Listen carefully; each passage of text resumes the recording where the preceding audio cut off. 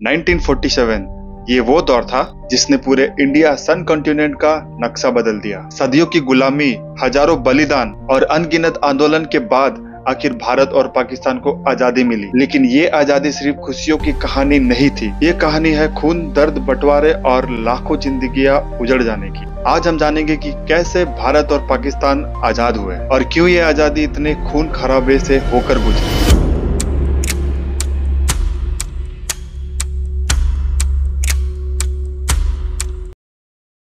सबसे पहले बात करते हैं अंग्रेजों की हुकूमत की। सन 1600 के दशक में जब ईस्ट इंडिया कंपनी भारत आई थी तो उनका मकसद सिर्फ भारत पर व्यापार करना था। लेकिन धीरे धीरे उन्होंने भारत की राजनीतिक, समाज और अर्थव्यवस्था पर कब्जा करना शुरू कर दिया।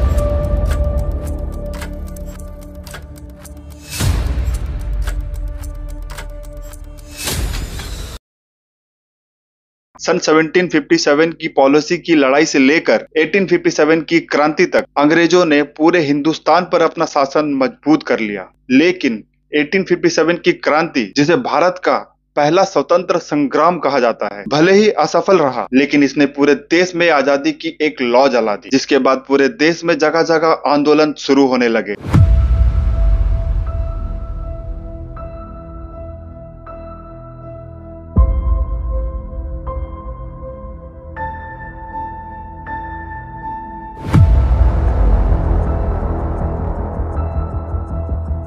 फिर 1885 में कांग्रेस पार्टी बनी, जिसने भारतीयों को एक राजनीतिक मंच दिया, जिनका शुरुआती दौर पर सिर्फ और सिर्फ एक ही मकसद था, और वो मकसद था अंग्रेजों से थोड़ा बहुत अधिकार लेना। लेकिन 20वीं सदी की शुरुआत तक मांगे और भी तेज हो गई।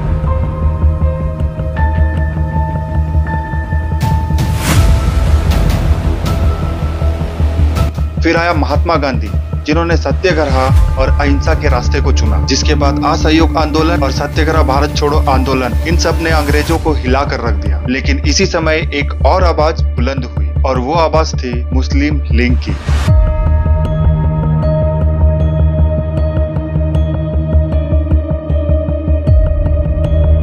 1906 में बनी इस पार्टी ने मुसलमानों के लिए अलग पहचान की मांग रखनी शुरू की। शुरुआती दौर पर तो इनका कांग्रेस से सहयोग था, लेकिन धीरे धीरे दरार बढ़ने लगी।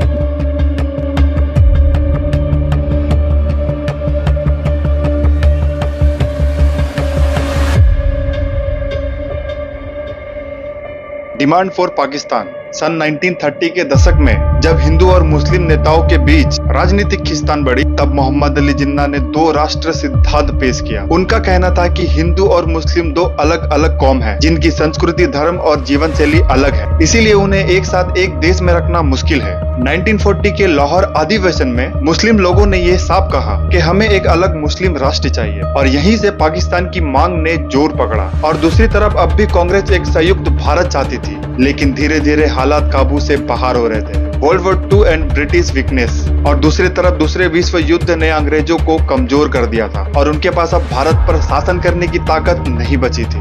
सन 1942 का भारत छोड़ो आंदोलन अंग्रेजों के खिलाफ सबसे बड़ा आंदोलन था, जिनमें लाखों लोग जेल गए, हजारों लोग मारे गए, और ये सब होने के बाद ये साफ हो गया कि अब अंग्रेज भारत में ज्यादा दिन नहीं टिक सकते। सन 1945 में युद्ध खत्म होते ही ब्रिटेन की लेबर पार्टी ने यह साफ कहा कि हमें अब भारत छोड़ना ही पड़ेगा। सन 1947 में कैबिनेट मिनिस्टर आए, लेकिन हिंदू और मुस्लिम नेताओं के बीच समझौता नहीं हो पाए, जिसके बाद दंगे भड़क उठे, खासकर बंगाल और बिहार में, जिसमें लाखों लोग मारे गए।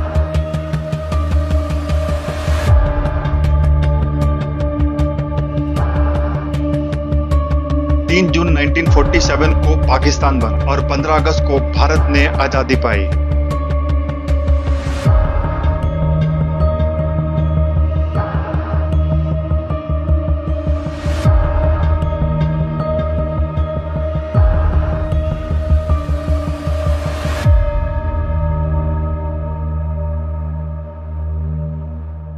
लेकिन यह आजादी एक खौफनाक बंटवारे के साथ आई।